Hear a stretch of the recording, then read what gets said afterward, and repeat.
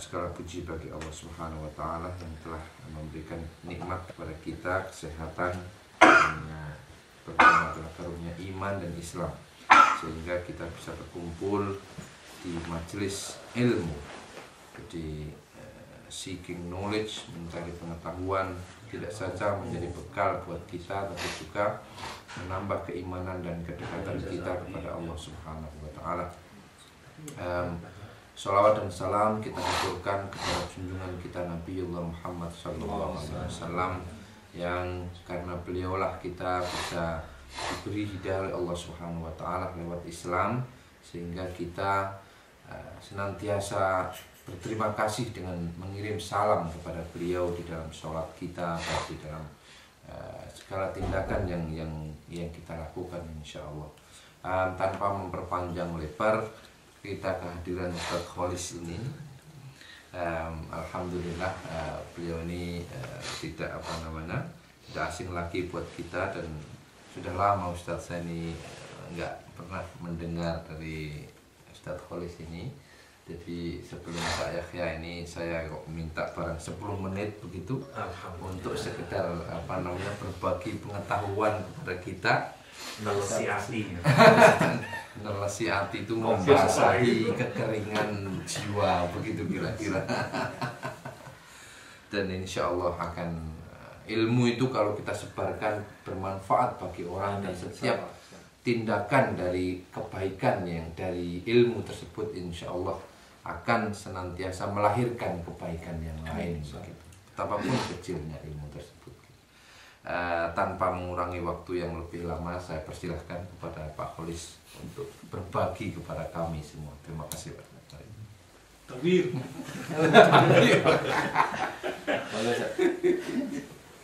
Mohon maaf ini saya di sini Cak. Ada Ustaz. Cek atau kan? Assalamualaikum warahmatullahi wabarakatuh. Waalaikumsalam warahmatullahi wabarakatuh. Alhamdulillahirabbil alamin.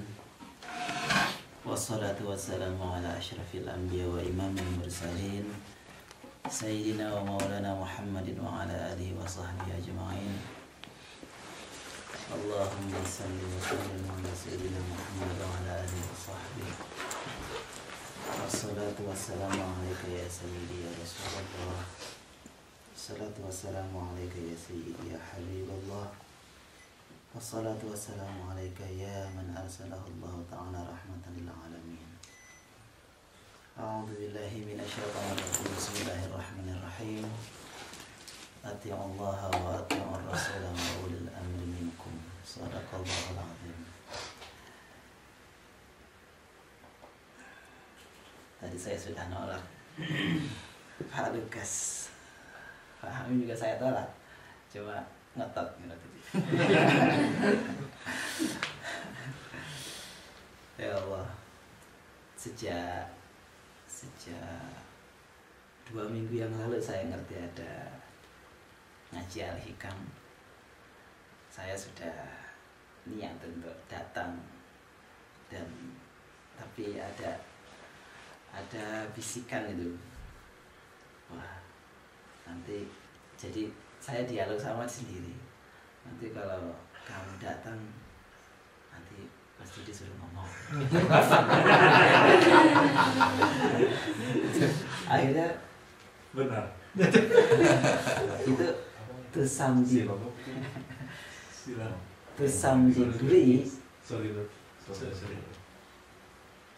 my ego is taking credit for that, so saya nggak mau datang. Di 2 minggu lalu saya bilang saya udah mau datang, cuma akhirnya oke, saya nggak mau datang. Sampai akhirnya kemarin Pak Lukas silaturahmi, terus kasih tahu lagi, udah Bismillah saya datang, dan saya nggak mau ngomong. Tapi akhirnya kondisinya seperti ini, ya insya Allah mudah-mudahan. Saya yakin niat kita semuanya di sini baik. Niat kita mendapatkan ridho dari Allah Subhanahu wa Ta'ala.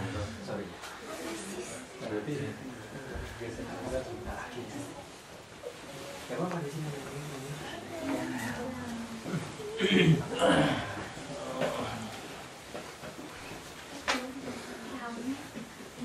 Seharusnya yang memberikan apa sebelum Sadiah siapa ini? Nah, ini baru pertama kali. Pak Holis. Kayaknya harus seterusnya dibikin begini. Mulai minggu ini Pak Holis. Amin. Dua maktub film maktub. Maktub. Ya Allah. A'udzubillahi minasyaitonirrajim. Bismillahirrahmanirrahim. Innamal alimu huwal amil. Mereka yang disebut alim adalah mereka yang ambil mengamalkan ilmunya. Maka dari itu salah satu sisi riskan dari menuntut ilmu adalah kewajiban kita untuk mengamalkannya. Ilmu yang bermanfaat adalah ilmu yang kita amalkan. Ilmu yang bukan kita gunakan untuk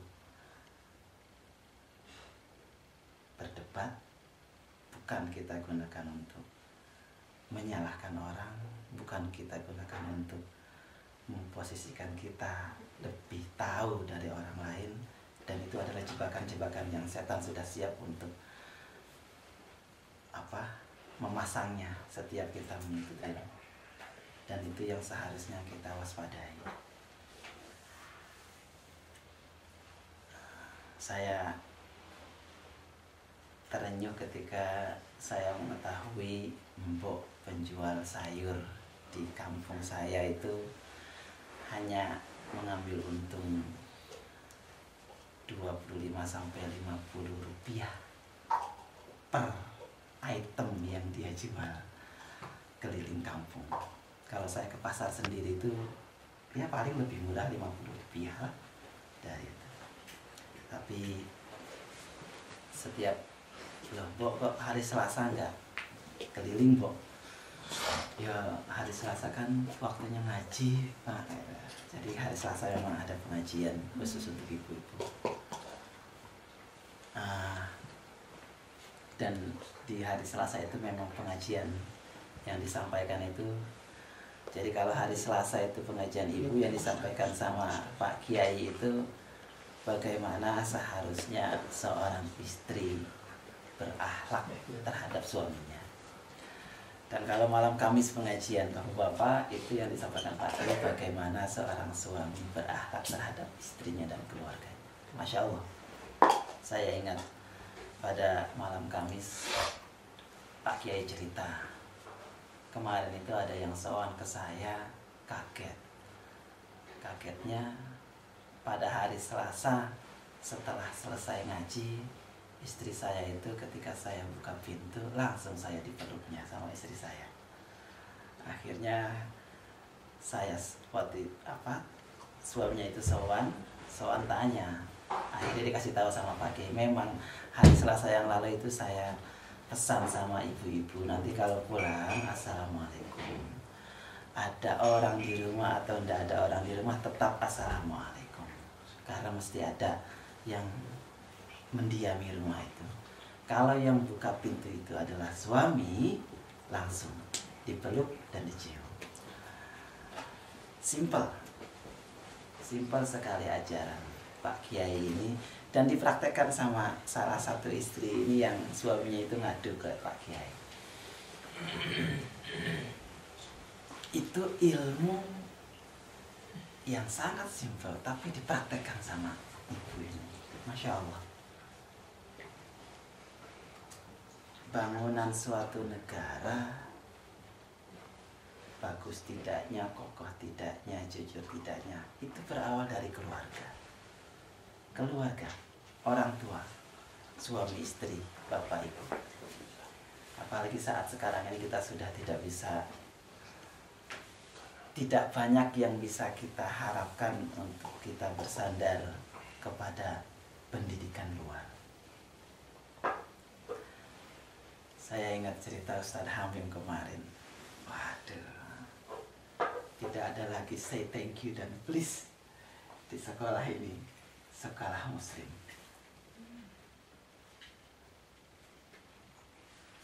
Keluarga, lagi-lagi keluarga. Bagaimana saya sendiri, mudah-mudahan saya dapat ridho dari Allah Subhanahu wa taala, kita dapat ridho dari Allah Subhanahu wa taala. A'udzubillahi minasyaitonirrajim. Bismillahirrahmanirrahim. Nur. Jadi saya bilang sama diri saya sendiri, Nur Khalis, permasalahan kamu itu baru akan selesai. Studi kamu, apapun dari kamu, kalau mulai sekarang kamu betul-betul menunjukkan, mempraktekkan bahwa kamu itu sayang sama istri kamu, itu yang buat saya sampai sekarang ini adalah tantangan besar saya. Saya ingat juga saya jadi rutin untuk mengikuti halamannya Pak Mario Teguh. Salah satu yang pernah saya dengarkan keluhan dari seseorang, Pak Mario, saya itu ngerti kalau mengucapkan sayang sama istri itu bagus dan akan menghidupkan suasana rumah tangga yang lebih harmonis, lebih enak. Tapi saya kok sulit sekali, saya tuh nggak bisa mengucapkan sayang sama istri, saya nggak bisa. Bagaimana? Apakah ada cara lain? Lalu Pak Mario itu gitu menjawab, Bapak yakin kalau mengucapkan sayang sama istri itu adalah baik? Iya, ya udah lakukan. Tidak ada cara lain. Maksudnya Pak Mario itu tidak memberikan alternatif lain, tetapi ya sudah harus kamu lakukan. Itu awal. Secara hierarki dalam agama Islam, istri harus patuh sama suami. Ketika seorang wanita itu masih belum menikah, dia patuhnya kepada orang tua. Tetapi ketika sudah menikah, hierarkinya dia harus patuh sama suami. Ketika ada skala prioritas antara suami dan orang tua, ya dia harus ikut suami. Beda dengan suami. Suami ketika sudah menikah pun masih harus taat sama orang tua. Nah, karena suami yang sebagai pemimpin, maka nasib satu keluarga, bahkan nasib satu negara itu sangat bergantung pada suami-suami sama para bapak-bapak. Maka dari itu sesungguhnya nasihat ini buat saya. Pertama buat saya, dan kalau memang ada yang bermanfaat, mudah-mudahan bisa kita praktekkan. Rasulullah SAW bersabda, khairukum khairukum li ahli wa ana khairukum li ahli. Sebaik-baik dari kamu adalah yang paling baik terhadap keluarganya, terhadap istrinya, terhadap anaknya. Dan aku adalah contoh, aku adalah yang paling baik terhadap keluarganya. Maka dari itu, bismillahirrahmanirrahim. Mari, apapun yang kita jalankan, jauh-jauh, yang tinggal di mana pagi-pagi seperti ini, Masya Allah, tadi sebelum subuh saya sempat ikut Pak Lukas untuk menjemput Ustaz Yahya. Dalam mobil itu saya ingat salah satu bait yang ada di Maulid Tibai. Setiap fajar sebelum subuh itu, Allah yanzilu ila sama'id dunia, turun ke langit dunia. Allah turun ke langit dunia. Kita nggak bisa memahami lebih jauh bagaimana turunnya Allah, tetapi dalam kitab tersebut dijelaskan Allah turun ke langit dunia dan Allah bilang, hal min mustaghfirin, apakah ada saat itu yang sedang beristighfar, maka akan aku ampuni. Apakah ada saat itu ya orang yang meminta sesuatu, maka akan aku ijabah. Waktu sebelum subuh, waktu yang sangat-sangat spesial, apalagi kalau kita bisa memanfaatkannya. Masya Allah, setiap kita melakukan muraqabah untuk dekat dengan Allah itu, waktu paling nikmat adalah waktu sebelum subuh. Maka dari itu tadi ketika saya di dalam mobil bersama Pak Lukas, ya Allah, nikmatnya itu menikmati gemintang di atas langit, terus menikmati, ya Allah, Engkau sekarang turun di langit dunia. Langsung ketika saya ingat itu, saya juga, Masya Allah, saya karena ilham yang datang ke dalam hati kita itu kan kuasa Allah. Innallaha ala kulli syai'in qadir. Saat itu langsung saya dalam hati, astagfirullahaladzim, astagfirullahaladzim. Ya Allah, demi yang ada di dalam kitab Ad-Daibai. Nanti saya di akhirat saya mau tagih. Waktu pagi itu saya harusnya dapat ampunan dari Engkau ya Allah. Dan mudah-mudahan kalau memang saat itu saya berada di mobil Pak Lukas mendapatkan istighfar maghfirah dari Allah, semoga Pak Lukas juga mendapatkan. Amin. Saya rasa baik. Berarti sering dijemput nih. Di depan saya jemput nih. Tapi kok kayak mau kan? Saya tidak berpanjang lebar. Mudah-mudahan apa yang saya share ada manfaatnya. Dan kalau ada sesuatu yang kurang berkenan, saya mohon dibukakan pintu maaf yang seluas-luasnya. Insya Allah apapun yang kita niatkan dalam kebaikan, Allah akan memudahkan jalan untuk kita. Dan bonus lagi untuk umat Nabi Muhammad, setiap kita melakukan dosa, setiap kita melakukan maksiat, Allah tidak mengizinkan malaikat atid untuk menulisnya sampai 24 jam itu berlalu. Jadi setiap kita sebelum tidur itu ingatkanlah untuk beristighfar. Jadi tunggu, jangan catat dulu maksiat orang itu, tunggu nanti sebelum dia tidur. Kalau sebelum dia tidur itu dia istighfar, jangan dicatat maksiatnya. Itu bonus. Sedangkan untuk amal kebaikan langsung dicatat dan dilipat gandakan 10. Untuk amal yang maksiat itu Allah ditahan dulu, jangan dicatat dulu. Masya Allah, bagaimana tidak sayangnya Allah kepada kita. Allah sangat sayang sama kita. Allah cuma minta kita sayang kepada Allah. Tidak ada yang Allah minta lebih dari kita kecuali cinta kita untuk Allah Subhanahu wa Ta'ala. Mudah-mudahan Allah memberikan kita, membukakan hati kita untuk lebih mencintai Allah Subhanahu wa Ta'ala, untuk lebih mencintai Rasulullah Sallallahu Alaihi Wasallam. Kita sampaikan salam kepada beliau karena tidak ada pintu lain yang bisa kita mendekatkan kepada Allah Subhanahu wa Ta'ala kecuali pintu Sayyidina Muhammad Sallallahu Alaihi Wasallam. Insya Allah saat ini Allah senyum kepada kita, Nabi Muhammad juga senyum kepada kita, dan mudah-mudahan saat ini Nabi Muhammad Sallallahu Alaihi Wasallam, setiap kita mengucapkan nama Nabi Muhammad Sallallahu Alaihi Wasallam, saya yakin secara otomatis teman-teman semuanya itu mengucapkan Sallallahu Alaihi Wasallam, dan saat itu pula Nabi Muhammad Sallallahu Alaihi Wasallam melihat kita. Nabi Muhammad Sallallahu Alaihi Wasallam dipertontonkan orang yang bersalawat kepada beliau, dan Nabi Muhammad Sallallahu Alaihi Wasallam menyampaikan balik salawat dan salam itu kepada kita. Dan insya Allah nanti kita dikumpulkan oleh Nabi Muhammad Sallallahu Alaihi Wasallam di akhirat nanti. Senyumnya Allah, senyumnya Nabi Muhammad, itu saja sudah cukup buat kita untuk kita selamat dunia dan akhirat. Saya mohon maaf yang seluas-luasnya. Saya mohon maaf juga kepada pengurus. Mudah-mudahan ada manfaatnya. Billahi taufiq wal hidayah. Assalamualaikum warahmatullahi wabarakatuh. Waalaikumsalam warahmatullahi wabarakatuh. Terima kasih Pak Kholis.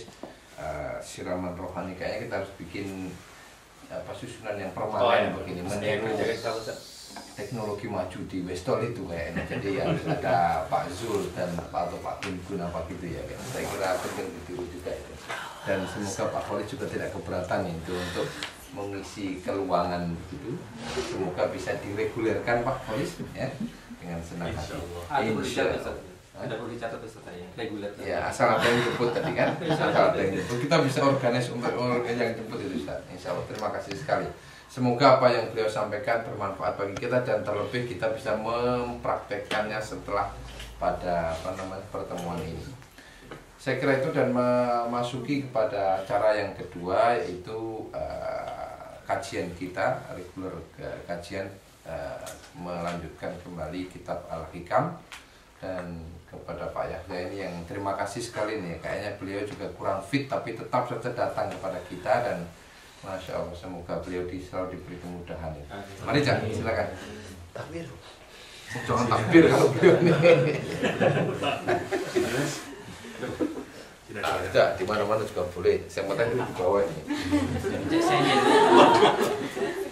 Atau nuwun ya. Ustadz iPad ini harus bawa itu. Ustadz iPad.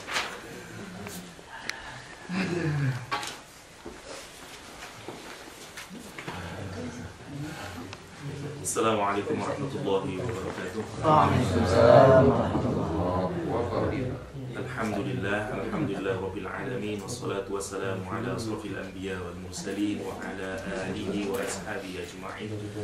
Allahumma salli ala Sayyidina Muhammad wa ala ali Sayyidina Muhammad. Walhamdulillahi Rabbil Alamin.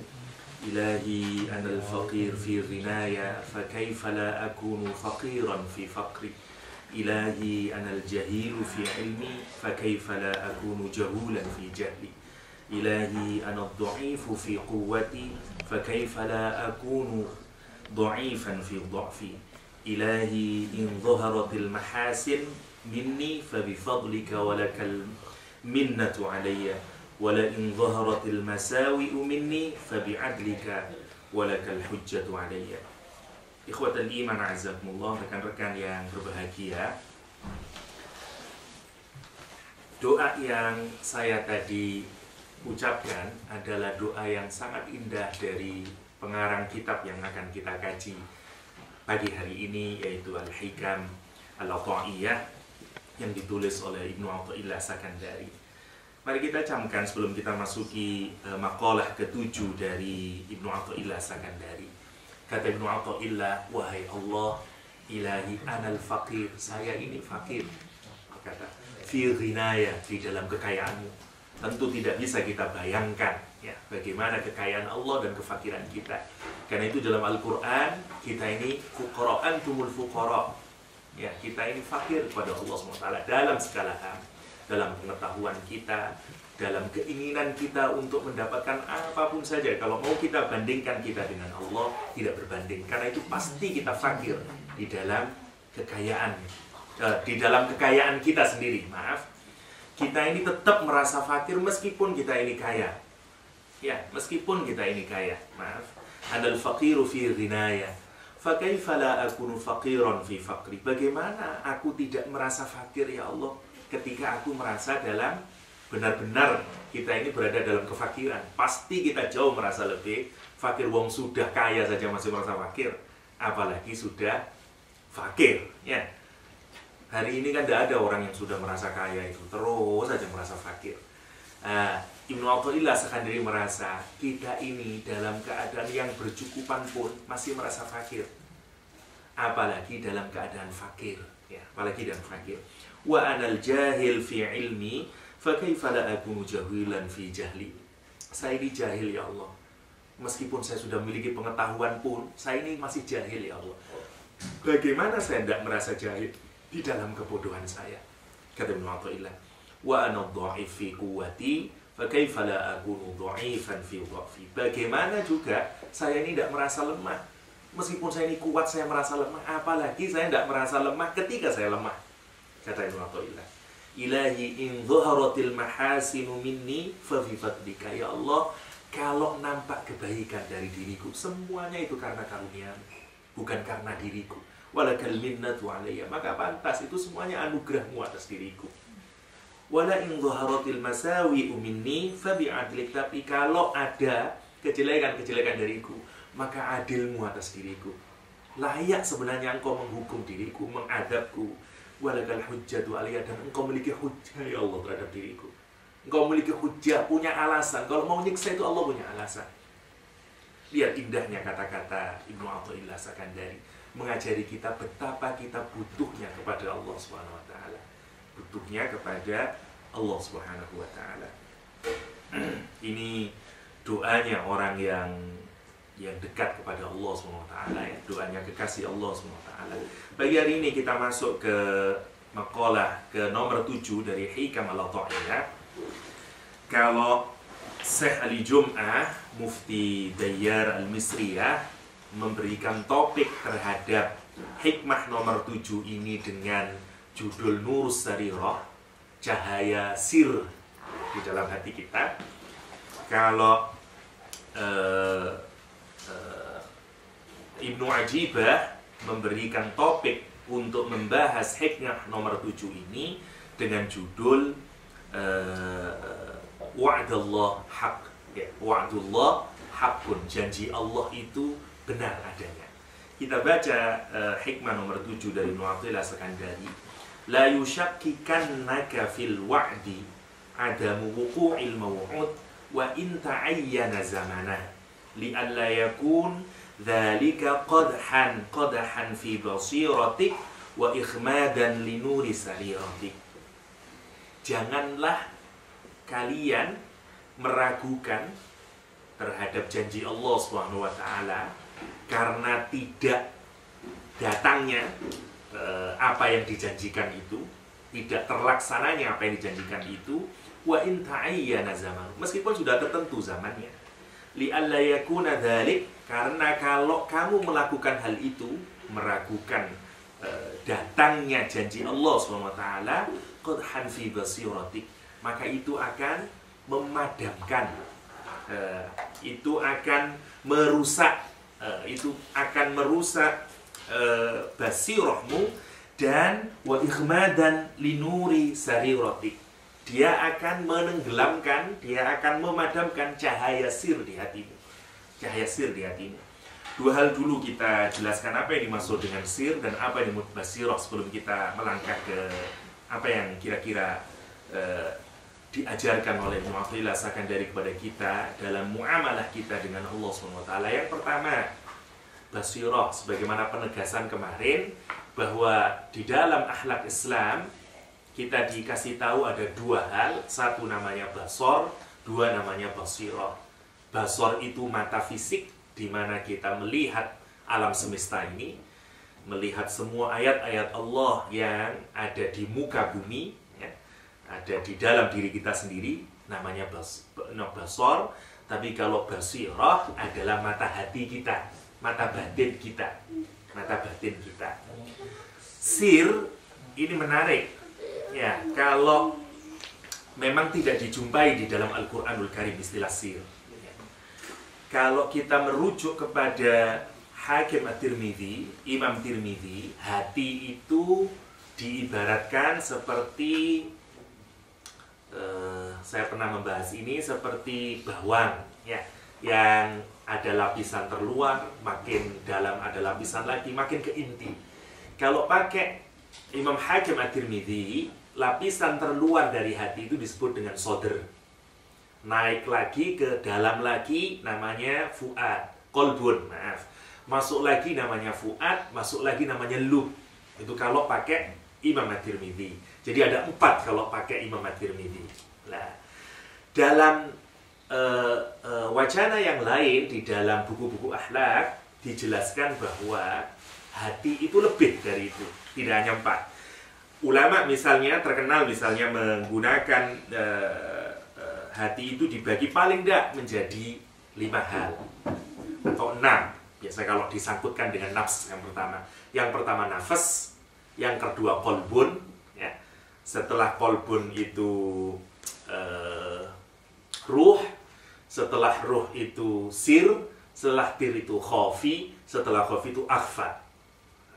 Semuanya ini potensi nurani kita, ya. Potensi nurani kita yang tidak ada di dalam pengetahuan di luar Islam. Saya punya buku bagus kalau mau tertarik secara ilmiah, ditulis oleh Ken Wilber. Dia menulis tentang melakukan perbandingan antara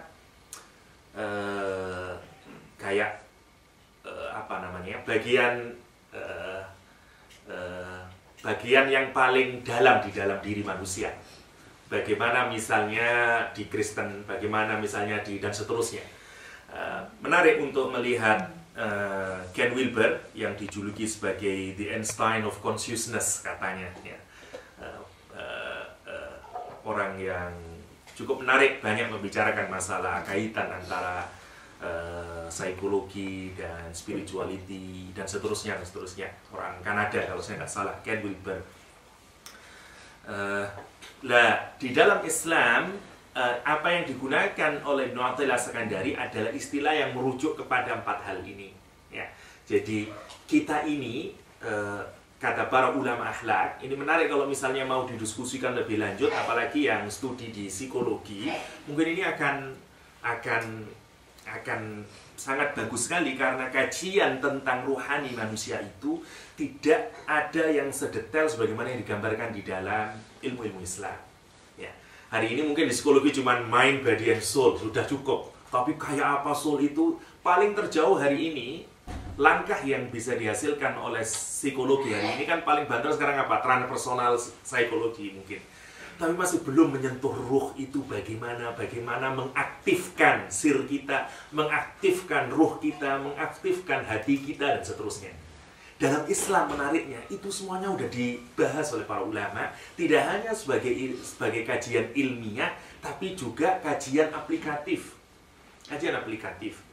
Yang meskipun mungkin dalam taraf tertentu kita tidak menemukan dalil yang benar-benar literal merujuk tapi itu, tapi kita bisa melihat bagaimana para ulama itu menemukan implikasi dari apa yang tercantum di dalam Al-Quran dan hadis tentang peranan-peranan bagian terdalam dari diri kita. Nah, kalau kita merujuk kepada 6 bagian dari tubuh kita ini, yang pertama namanya nafas. Ini yang mengajak kita untuk bersyahwat terus. Ya, ada nafsu kita. Lah, ini sejajar dengan personality yang kita miliki. Kita semuanya sadar bahwa tindakan kita ini sangat dimotivasi oleh motif di dalam diri kita. Ya, samalah dengan di ilmu manapun. Sebenarnya apa yang membuat saya melakukan tindakan itu kan karena ada motif di dalam diri kita. Nah, di dalam Islam, motivasi itu kalau mau dilihat dari apa yang biasanya dikenal dengan lataif atau latifah. Ya. Latifah itu artinya halus. Makanya Imam Ghazali ketika mendefinisikan hati, ruh, semuanya itu definisinya latifatun ruhaniyatun. Latifah itu barang yang halus yang bersifat ruhani. Nggak bisa dibayangkan, ya, namanya sudah latifah. Tapi yang menarik, latifah 6 ini juga sama dengan personality kita, apa yang akan kita bentuk. Kalau kita ini dikuasai oleh nafsu kita, maka pribadi kita ini menjadi nafsu ammarah, kata para ulama. Lihat, orang yang dirinya masih ammarah, itu diperintah terus. Siapa yang merintah itu? Nafas, ya. Innan nafsa la ammaratum bisu. Sesungguhnya nafsu itu yang memerintah kita kepada kejelekan-kejelekan. Orang kalau diperintah oleh nafsunya hidupnya, pribadinya pasti dia nafsunya amarah. Pribadinya itu pribadi amarah. Kalau dia naik, itu dia dikontrol. Lah, siapa ini yang mengontrol kemudian? Kalau dia nafsunya ini sudah bisa dikalahkan, maka naiklah yang kedua. Ya, naiklah yang kedua. Namanya kolbun. Ya, kalau pakai latifah ini, latifatul kolbi. Setelah itu latifatul ruh. Lah, kalau ruh ini yang ngajaknya ke baik terus. Lah, kolbun ini di pertengahan, kan itu dia bolak-balik. Tergantung siapa yang mendrive. Kalau yang mendrive itu nafas, maka dia cenderung ke sana. Kalau yang mendrive itu ruh, maka dia menjadi yang baik. Dia posisinya di tengah. Makanya doa kita tsabit qalbi ala dini. Karena memang dia ini bolak-balik. Lah, pribadinya orang yang biasanya di sini ini namanya nafsul lawwamah. Biasanya kalau di sini ini sifatnya semua jelek itu di sini, sifatnya nafas itu. Bohong, pendosa, maksiat, syahwat, segala macam itu isinya di nafas. Lah, kalau orang sudah bisa mengontrol itu, maka yang muncul sifat apa? Mencerca diri. Ya Allah, saya ini gimana? Tapi ya masih ada hawanya, ada nafsunya. Saya ini kepingin tidak maksiat Ustaz, ada sadarnya, lupa lagi. Itu namanya lawwamah. Itu sudah bagus, ya, daripada amarah tentu. Dan Allah bersumpah dengan lawwamah. Ya, la uqsimu bin nafsil lawwamah. Aku bersumpah dengan jiwamu yang mencerca dirimu. Ya. Kenapa? Karena sebenarnya hati kita itu punya respon terhadap maksiat itu. Kalau kita ini melakukan maksiat, sebenarnya nggak senang, gitu. Kayak apapun itu melawan balik, itu yang disebut dengan lawwamah. Kita itu maunya nggak mau. Sejahat-jahatnya orang, di dalam hati kecilnya dia menolak itu. Cuman karena banyak dosa kemudian, Sama seperti hadis Hasan misalnya dari Imam Tirmidzi, idza akhta'a innal abda, kata Rasulullah SAW, sesungguhnya hambaku idza akhta'a khati'atan, kalau dia melakukan perbuatan dosa, nuqitat nuqtatan sauda, maka akan menempel bintik hitam di dalam hatinya. Ya, menempel bintik hitam di dalam hatinya. Dan kalau dia terus melakukan perbuatan, kalau dia menghilangkan perbuatan dosanya itu, dia berhenti dari perbuatan dosa itu, maka dihilangkan itu, sukitot, dihabisin, ya, sukilat, dibersihkan oleh perbuatan baiknya. Kalau dia istighfar, ya, dia berhenti dari perbuatan jeleknya dan istighfar, maka dia akan tidak memiliki bintik hitam itu, ya. Fa'in huwa naza'a wastaghfara suqilat, ya. Tapi fa'in zada zida fiha hatta ta'lu qalbah. Tapi kalau dia terus menambah lagi, maka hatinya akan hitam. Hatinya akan hitam. Itu yang disebut oleh fadzalika ron, kata Rasulullah. Itulah yang disebut dengan ron, atau kerak, atau apa namanya itu, nayeng namanya, karat. Itulah karat. Fadzalika ron, kata Rasulullah SAW. Alladzi dzakarallah fil Qur'an, apa kalla bal rana ala qulubihim bima kanu yaksibun. Ya, sekali-kali tidak, karena karatnya hati itu disebabkan perbuatan kita.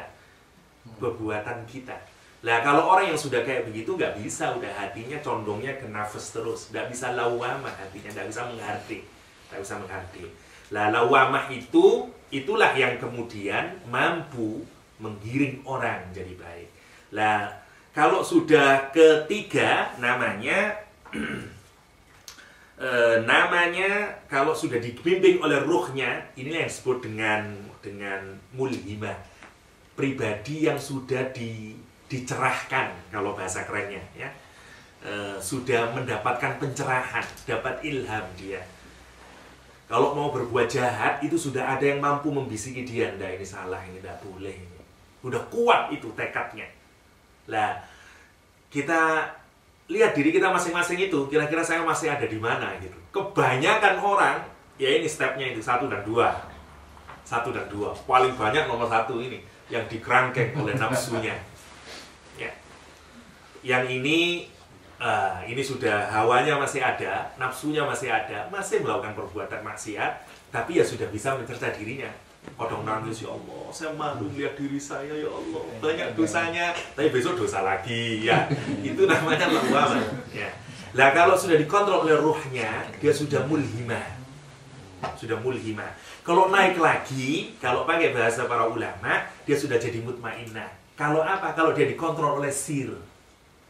Dan menariknya, orang yang dipanggil Allah untuk masuk surga itu yang memiliki kepribadian apa? Mutmainnah. Belum amarah tidak dipanggil, lawamah tidak dipanggil, mulhimah tidak dipanggil. Yang dipanggil yang mutmainnah, ya ayyatuhan nafsul mutmainnah, irji'i ila rabbiki radiyatan mardiyah, fadkhuli fi ibadi wadkhuli jannati. Wahai jiwa-jiwa yang tenang. Kenapa tenang? Karena dia tidak bisa digoyahkan lagi oleh maksiat. Dia tidak bisa digoyahkan lagi oleh dunia ini. Ya, karena dia sudah cinta kepada Allah SWT. Karena dia tunduk kepada Allah SWT. Karena hawa nafsunya sudah bisa dikalahkan. Makanya dia mutmainnah. Lah, sir inilah yang dirujuk oleh Ibnu Athaillah Sakandari. Nah, masing-masing ini punya tempat. Banyak sekali kajian tentang ini, ya. Ini menarik kalau mau dikaji lebih jauh itu. Dan belum ada psikologi yang bicarakan ini, belum ada.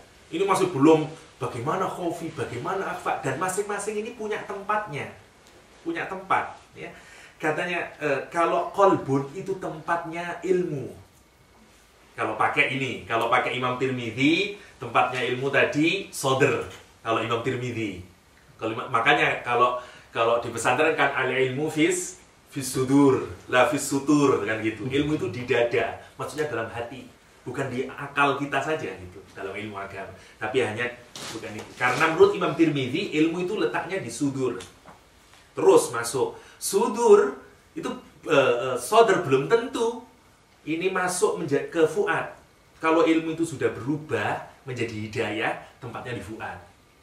Kalau nanti sudah jadi taufik sesuai ilmu itu dengan amalnya, itu sudah masuk dia ke fuad. Baru ke kolbu tempatnya hidayah, baru nanti kalau sudah jadi taufik benar-benar itu dilaksanakan, namanya jadi sudah ada di fuad itu. Nah, orang yang sudah dikendalikan oleh fuadnya dalam bahasa Imam Tirmidzi, maka ilmunya sama dengan amalnya, sebagaimana yang Pak Kholis tadi katakan. Nah, kalau sudah lebih jauh lagi, dia sudah dikendalikan oleh lubnya yang disebut Al-Quran sebagai ulul albab. Lub itu singularnya, pluralnya albab, ulul albab. Lihat gambaran Allah siapa ulul albab itu. Kalau pakai bahasa Imam Tirmidzi, ini manusia tertinggi, ulul albab ini. Alladzina yadhkurunallah qiyaman wa qu'udan wa 'ala junubihim wa yatafakkaruna fi khalqis samawati wal ard. Lihat bahasanya, definisi Allah tentang ulul albab. Orang yang mengingat Allah dalam keadaan duduk, terbaring, terlentang, in any condition dia ingat Allah SWT. Kesadarannya itu serba Allah. Kalau kita kan enggak, kesadaran kita serba ya, beda banget. Kalau orang dikontrol oleh nafsunya, kesadarannya serba nafsu. Serba nafsu, serba jelek. Lihat orang baik, iri. Lihat orang banyak rezeki, fitnah, kepingin diambil. Lihat perempuan cantik, seks yang muncul, semuanya serba jelek. Kenapa? Karena dia nafsul ammarah. Kalau orang soleh, hatta ngelihat maksiat pun, yang muncul bukan sesuatu yang jelek. Itulah hebatnya. Hebatnya. Sama seperti yang kemarin kita ceritakan, bagaimana Sa'id bin Jabir yang kemarin dilihatkan biduan joget-joget di depan dia. Bukan kok lihat, waduh seksinya, bukan gitu. Kenapa? Karena dia dikontrol oleh sirnya, dikontrol oleh hatinya. Makanya yang dia katakan, aku heran bagaimana ada orang yang mampu membudakkan dirinya kepada manusia, tapi dia tidak mau membudakkan dirinya kepada Allah SWT. Malah nangis nonton biduan. Kan ini, kalau zaman sekarang kan aneh, orang lihat striptease kok nangis, kan gitu kan aneh. Kan aneh. Kenapa? Karena jamaknya orang sekarang itu dikuasai oleh nafsunya. Oleh nafsunya. Ini yang menarik ini. Jadi kalau naik gelas, saya tidak mau berpanjang lebar tentang itu, tapi sir itu tempatnya ma'rifah kita akan Allah SWT, kata Ibnu Athaillah Sakandari. Jadi kalau nafsu tempatnya syahwat, qalbun tempatnya ilmu, terus ruh itu tempatnya ma'rifah, sir tempatnya tajalliyat atau haqiqat kalau pakai bahasanya Ibnu Ajibah. Ya, tempat kita benar-benar menyadari keadaan Allah SWT. Lah, ini nanti bisa padam kalau hati itu ilmu tempatnya, kalau ini cahaya bahasanya. Dan memang semakin dalam itu semuanya kan, barang itu kan sama seperti berevolusi. Kalau kita lihat benda itu paling padat, dari padatan dia terus makin ke cahaya, itu yang paling murni. Sama dengan bagian dari diri kita juga kayak itu. Terus sama dengan ilmu yang kita miliki. Terus dia cahaya itu seringkali disifatkan sebagai simbol daripada ilmu Allah SWT. Nah, ini yang dirujuk oleh Ibnu Athaillah. Mari kita lihat. Kata Ibnu Athaillah, janganlah kamu meragukan ya, janji Allah SWT, kendati apa yang dijanjikan Allah itu belum terlaksana. Ya. Meskipun sudah tertentu zamannya. Kalau kita ragu terhadap janji Allah, maka resikonya ada dua, kata Ibnu Athaillah. Satu, basiroh kita ini rusak. Yang kedua, cahaya sir kita itu redup. Bisa-bisa mati. Gak punya cahaya lagi. Nah, dua ini yang mau kita pilih. Yang pertama, ini baik berlaku terhadap diri sendiri atau terhadap kesemuanya. Misalnya banyak orang hari ini yang bilang, saya ini sudah sholat Pak, sudah zakat, sudah haji, sudah melakukan amal soleh, kok mana rezeki seret terus misalnya. Katanya saya ini kalau kata melakukan sholat itu begini. Mana janji Allah itu? Mana janji Allah? Katanya kalau orang itu ingkar sama Allah, maksiat sama Allah, hidupnya sedih, hidupnya nggak enak. Buktinya orang Cina kaya-kaya misalnya. Mana janji Allah itu? Ini kalau kita pahami secara umum. Secara umum. Ya. Atau lihat Al-Quran misalnya menyatakan, Inna lanansuru rusulana walladina amanu fil hayati dunya wa yawma yaqumul ashhad. Misalnya surat Ghafir. Sesungguhnya kami yang akan menolong rasul-rasul dan menolong orang-orang beriman di dalam kehidupan dunia ini dan nanti. Ya. Lah banyak orang Islam hari ini yang gitu mikirnya. Katanya orang Islam sampai nyalahin Islamnya. Ya, banyak sekali sekarang. Kalau kita bandingkan Pak, orang Islam apa yang salah? Karena kayaknya orang Islam yang salah sampai ya. Orang di luar Islam, kalau bicara orang Islam selalu maju. Ini semuanya rezekinya hebat. Giliran orang Islam gini. Mana terus? Wah, sampai dibahas itu ya. Ada banyak penelitian apa karena teologinya dan seterusnya. Bahasan-bahasan yang sebenarnya mungkin diketahui oleh malaikat itu ya.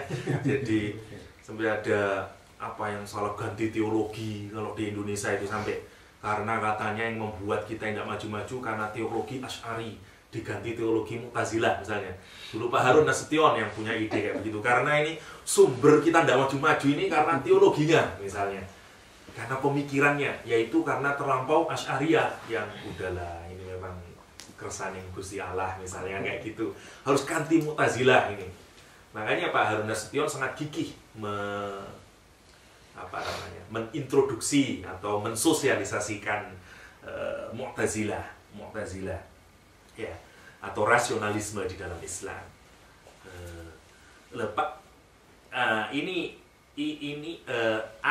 Hikmah nomor 7 ini Ibnu Athaillah ingin mengajari kita semuanya bagaimana muamalah kita dengan Allah Subhanahu wa taala. Yang pertama, saya sebutkan ayat-ayat lain untuk makin menjelaskan. Contoh misalnya, wa nuridu an namunna 'alal ladzina stud'ifu fil ard wa naj'aluhum a'immatan wa naj'aluhumul warithin. Kata Allah SWT di surat Al-Qasas berkenaan dengan Nabi Musa, dan ini juga berkenaan dengan kita semuanya. Kata Allah SWT, kami akan berkehendak untuk menganugerahkan kepada siapa? Orang-orang yang dilemahkan di dunia ini. Nanti dijadikan apa? Menjadi imam-imam dan menjadi ahli waris dunia ini. Nanti akan berkuasa. Ini janji terhadap Bani Israel saat itu di Egypt, ya, yang dilemahkan, enslaved by Fir'aun dan seterusnya itu. Yang dijanjikan oleh Allah pasti nanti kamu bisa ngalahin itu. Ya. Makanya ada kisah menarik dari Ismail Haniyah, ya.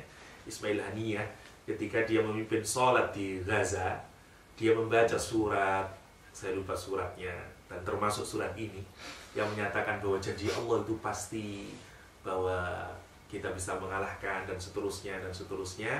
Sama rintihan orang Bani Israel. Ayat itu berkenaan dengan rintihan Bani Israel dulu yang meminta kepada Nabi Musa agar dia bisa dibebaskan dan seterusnya. Dan kemudian diinginkan oleh Allah, karena janji Allah terhadap orang-orang yang zalim itu pasti dia akan dikalahkan. Lah Ismail Haniyah itu merenungi seakan-akan justru dulu ini hambamu yang dulu dizolimi sekarang menzolimi kami, ya. Karena orang Israel kan Bani Israel dulu, dan seterusnya. Sama seperti, dan semua itu terkenal, peristiwa terkenal ketika Ismail Haniyah mengimami sholat di Gaza. Ya, semua orang menangis karena renungan itu. Man 'amila shalihan min dzakarin aw untha wa huwa mu'minun falanuhyiyannahu hayatan thayyibah. Kata Al-Qur'an, siapa saja yang beramal soleh dari kaum laki-laki atau perempuan dan dia iman kepada Allah, maka pasti aku berikan kehidupan yang baik. Lah, orang-orang yang sedikit imannya berpikir semacam itu. Gimana ini katanya diberi kehidupan baik, sudah iman, kok masih kayak begini-begini? Padahal kan ini janji Allah. Janji Allah ini untuk pribadi-pribadi. Bagaimana kita melihatnya? Kata Ibnu Athaillah, kalau kita kemudian meragukan janji Allah, maka basirah kita ini rusak. Kenapa? Yang pertama, karena lihat orang-orang soleh itu, cara kita bermuamalah dengan Allah SWT itu mestinya harus sesuai antara perbuatan kita dan akidah yang kita miliki. Akidah yang antara suluk dan akidah itu harus murtabitoh, harus ada hubungan gitu. Satu sisi kita mentauhidkan Allah SWT, tapi satu sisi perbuatan kita tidak sesuai dengan tauhid. Nah, dalam muamalah dengan Allah mestinya kayak begitu. Satu, kalau kita ini yakin kepada Allah bahwa Allah itu pasti mengabulkan doa, kenapa kok masih meragukan gitu? Ini tidak cocok ini antara akidahnya dan suluknya. Antara akidah dan suluknya nggak nyambung. Nggak nyambung. Tauhid itu tidak hanya mensatukan Allah, tapi semua sifat Allah itu harus kita tauhidkan. Bahwa Allah itu Al-Malik, benar-benar Malik. Benar-benar Allah yang merajai segala raja diraja, termasuk merajai diri kita. Ya. Dan semuanya, kalau Allah itu inna wa'dallahi haq, kalau janji Allah itu benar, harus tertanam di dalam jiwa itu bahwa janji Allah itu benar. Buktinya apa?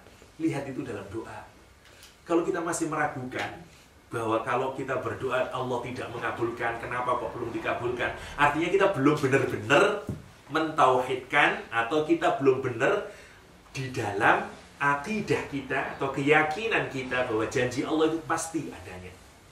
Pasti adanya. Kenapa? Kata Syekh Ramadan Buti, karena sesungguhnya kita ini terlampau banyak aspirasinya terhadap dunia. Jadi ngelihatnya itu, kalau mau dilihat orang yang orientasinya kepada Allah SWT, maka dia tidak akan mikir lagi itu kapan Allah mengabulkan, karena dia pasti yakin Allah mengabulkan. Nah, kalau orang orientasinya terhadap doa yang dia inginkan, maka pasti dia akan mengharapkan. Dia sebenarnya tidak berorientasi kepada Allah, kata Syekh Ramadan Buti. Orientasinya itu kepada apa yang dia inginkan di kehidupan dunia itu. Itu yang membuat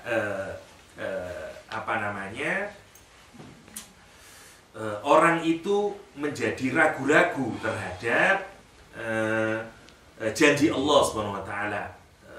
Di mana kata-kata Syekh Ramadan Buti, asasu dzalika annal insan kullama kana ba'idan anillah mustaghriqan fil mazaghil al-dunyawiyah taqillu wa tutmar amama basirati huququllah alaih.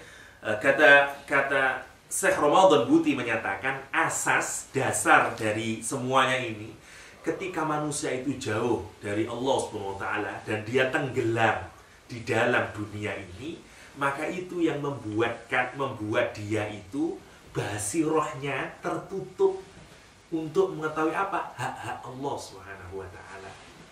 Jadi seperti saya ini sudah hak saya ini sekarang dikabulkan. Dia tidak tahu bahwa lebih banyak lagi sebenarnya haknya Allah terhadap diri kita. Itu yang dimaksud dengan tertutupnya basiroh. Basiroh kita menjadi hilang. Contohnya begini, kalau kita lihat Rasulullah SAW dari seluruh hidupnya, tidak ada orang yang lebih alim, ma'rifat kepada Allah melebihi Rasulullah SAW. Tidak ada orang yang perbuatannya sehebat Rasulullah SAW di dalam ibadah kepada Allah SWT. Lihat, pernahkah Rasulullah menyatakan bahwa dirinya itu sudah cukup beribadah, sudah merasa sudah layak saya mendapatkan hak sekarang ini? Kan saya sudah sholat, sudah ini dan sudah. Tidak pernah Rasulullah. Bahkan kalau kita lihat di dalam hadis, berbeda sekali. Justru merasa sama sekali belum beribadah. Rasul masih paling tidak 100 kali istighfar setiap hari misalnya. Bahkan kalau sampai Aisyah bilang sholatnya sampai pecah-pecah kakinya hanya karena ingin menjadi orang yang bersyukur, merasa belum cukup memenuhi haknya Allah sebenarnya itu. Allah yang ngasih kita nikmat, Allah ngasih kita kesehatan, Allah ngasih kita rizki, Allah ngasih segala macam yang kita perlukan di kehidupan dunia ini. Rasul menyangka dirinya itu dengan semua ketundukan dan ibadah yang diberikan Rasul belum cukup untuk mensyukuri Allah SWT. Lihat, ini orang yang basirohnya itu hidup. Kenapa? Karena yang dia lihat itu haknya Allah SWT. Saya ini belum cukup menentukan kewajiban ini. Ya. Bedanya adalah orang yang tidak punya basiroh itu hanya melihatnya dengan basornya saja. Melihat, oh udah sholat 5 waktu, oh udah pergi ke Mekah. Basirohnya mati. basornya hidup matanya. Dia mikir saya sudah sholat, saya sudah zakat, saya sudah itu. Jadi merasa, oh sekarang udah hak saya ini. Kewajiban sudah saya lakukan kok, gitu. Itu yang disebut kenapa. Kalau sampai kita ragu, itu tanda basiroh kita mati. Itu maksudnya. Basiroh kita mati. Kenapa? Karena kita nggak tahu bahwa sebenarnya kita ini belum berhak untuk dikabulkan saja belum berhak. Itu maksudnya. Dikabulkan kenapa? Dari semua ibadah yang kita lakukan. Kalau mau kita pikirkan, mana sih yang benar-benar ibadah itu? Wong sholat banyak ghaflahnya, banyak lalainya kepada Allah SWT. Semua ibadah yang kita lakukan, kalau mau diperlihatkan, sayangnya tidak diperlihatkan. Kalau diperlihatkan, ini loh model kamu sholat itu kayak begini, kira-kira begini sama Allah. Itu kan tidak berani kita menuntut hak. Lah, untuk tahu itu menggunakan basiroh, bukan menggunakan mata kepala kita ini. Lah, orang yang menuntut hak kepada Allah SWT, kenapa? Karena dia hanya melihat dengan mata kepala. Dia melihat, saya sudah pergi ke Westol, Pak, tiap pagi. Saya sudah sholat 5 waktu, saya sudah haji. Bayangannya itu semuanya yang ada di kepalanya ini, mata kepalanya, penglihatannya. Karena itu kemudian dia menuntut, harus diterima ini. Saya harus minta ini, harus sudah ada pastinya. Tidak bisa diundur. Saya harus hidup baik, begitu. Lah, cirinya apa? Ini Syekh Ibnu Athaillah Syakandari mengajarkan kepada kita, jangan gitu muamalah sama Allah SWT. We are just nothing in front of Allah SWT. Tidak ada apa-apanya kita ini. Bahkan sebenarnya, kita ini tidak. Doa pun kalau tidak dikabulkan itu sebenarnya benar. Sebenarnya. Kalau kita menggunakan basiroh kita, apa yang membuat doa kita ini dijabah sebenarnya oleh Allah SWT? Ya, wong tidak layak cara perhitungannya. Tidak layak. Kalau mau menuntut hayatan thayyibah, seperti yang tadi itu, siapa yang iman kepada Allah, dia beramal baik, maka Allah memberikan hayatan thayyibah. Terus kita nuntut sama Allah, ya Allah saya ini udah sholat, saya udah begini, kenapa saya hidup saya kok kayak begini ini? Fakir, bodoh, segala macamnya. Ya dikomplainkan kepada Allah SWT. Nah, padahal kalau mau kita tahu, nggak ada apa-apanya kita ini kepada Allah SWT. Itu yang membuat basiroh kita mati. Makanya jangan sampai meragukan. Kalau kita meragukan, pelan-pelan basiroh kita itu ketutup. Nah, memang berat ini, terutama bagi orang yang belum benar-benar menyadari hak Allah terhadap kita. Kebaikan Allah terhadap kita. Makanya caranya adalah geser orientasi itu. Jangan orientasi terhadap apa doa yang kita lakukan, orientasi terhadap apa yang sudah kita lakukan sama Allah SWT. Apa yang kita sudah lakukan kepada Allah SWT. Sama lah sebenarnya, gampangannya kalau kita ini bekerja, kita kan bisa ngukur. Kalau kerja saya model kayak begini-begini, ekspektasi saya terhadap salary yang tidak terlalu tinggi. Karena saya tahu kerjaan saya gitu. Kalau dikasih banyak, aduh, terima kasih, ini rahmat ini namanya. Kayak gitu, enggak. Wong saya kerjanya cuma begitu, Pak, saya dapatnya segini. Kan kayak begitu. Kita pinter itu kalau muamalah sama manusia, kita pinter. Tapi giliran muamalah sama Allah SWT, ya gak karu-karuan kita, gak karu-karuan. Dengan sedikitnya amal, dengan buruknya amal, kita meminta Allah kepastian. Kayaknya begitu ditunda sedikit, kita udah komplain sama Allah SWT. Ya, padahal kalau mau dilihat, wong kasih nafas, saya udah bayang di hadis misalnya disebutkan, wong kalau kita ini benar-benar disuruh balas di dalam hadis, balas satu kerdipan mata kita ini untuk ibadah seluruh hidup kita belum apa ini namanya ini? Belum balance, belum imbang. Bagaimana terus minta hayatan thayyibah? Untuk hayatan thayyibah. Dan atau giliran ditunda oleh Allah, kita kemudian ragu. Kayaknya Allah tidak mengabulkan ini. Jangan sampai punya itu. Kalau kita muamalah sama Allah SWT, yakin. Satu, karena tidak yakinnya kita memberikan suudzon kepada Allah SWT. Jangankan Allah disuudzoni, orang aja disuudzoni itu jelek sekali. Saya suudzon sama Cak Ones, itu jelek gitu. Tidak akan disapa saya Cak Ones. Iya itu, iya Pak. Jangan dikasih tahu misalnya. Tidak, orang aja tidak senang disuudzoni. Tidak ada manusia di dunia ini yang suka disuudzoni. Dan berani-beraninya kita ini suudzon kepada Allah SWT bahwa Allah tidak mengabulkan doa. Ini kan suudzon ini. Allah itu the most powerful. Allah berjanji, ud'uni astajib lakum. Doa kepadaku, aku pasti ijabah. Kemudian kita bilang, kayaknya saya tidak dikabulkan itu. Coba bayangkan, dalam muamalah kita kepada Allah SWT, betapa bodohnya kita di hadapan Allah SWT. Yang berani-beraninya ngomong, doa kita tidak dikabulkan, dan seterusnya itu. Yakin kalau kita ini hamba Allah, yakin dengan sifat-sifat Allah, yakin dengan kewajiban hak Allah, itu pasti kita yakin doa itu dikabulkan. Persoalan kapan waktunya, di tempat mana dikabulkan, itu urusan Allah SWT. Tapi jangan sampai kita punya kekhawatiran. Itu yang dimaksud oleh Muhammad. Kenapa? Karena itu tanda basiroh Anda mati. Basiroh Anda tutup. Basiroh Anda tertutup. Dan resiko yang kedua tidak hanya basiroh, sirnya juga redup. Cahayanya itu tidak bisa terbongkar, karena semakin Anda berorientasi kepada Allah SWT, menyadari benar sifat-sifat Allah, menyadari benar karunia-Nya Allah SWT, maka itulah yang membuat sir itu mulai hidup dan seterusnya. Ya, ada satu kisah di Syarah Hikam Al-Ta'iyah dari Syarah Ramadan Buti, disebutkan ada pasukan tentara yang satu itu kalah, tentara itu kalah, kemudian ketika pulang ada masuk waktu sholat, sang pemimpin kemudian menyatakan, kita sholat yuk, ini sholat nih. Satu tentara bilang, ngapain pakai sholat-sholat, wong sudah Allahmu itu yang kamu sembah itu sudah membuat kita kalah, ngapain, wong sudah tidak dikabulkan doanya untuk menang, gitu kata dia. Apa kata sang tentara itu? Masih untung Allah itu, kita ini tidak dimasukkan Allah ke bumi atau dibuat ke kita sengsara dan seterusnya karena dosa-dosa kita, karena dan seterusnya. Ya, lihat orang yang tahu hak Allah SWT, hak Allah SWT. Berbeda sekali dengan orang yang orientasinya hanya menuntut kepada Allah SWT, hanya menuntut kepada Allah. Itulah yang disebut misalnya di dalam Al-Quranul Karim ketika Allah menjanjikan kepada Nabi Ibrahim, fa'auha ilaihim rabbuhum, apa ini? Tidak kelihatan. Wala nuskinannakumul arda min ba'dihim dzalika liman khafa maqami wa khafa wa'id. Jadi Allah SWT bahwa Allah akan memenangkan orang-orang yang mukmin dan menjadikan bumi ini menjadi tempat yang akan ditempati oleh orang mukmin, dikuasai oleh orang mukmin. Itu diberikan kepada siapa? Liman khafa maqami wa khafa wa'id.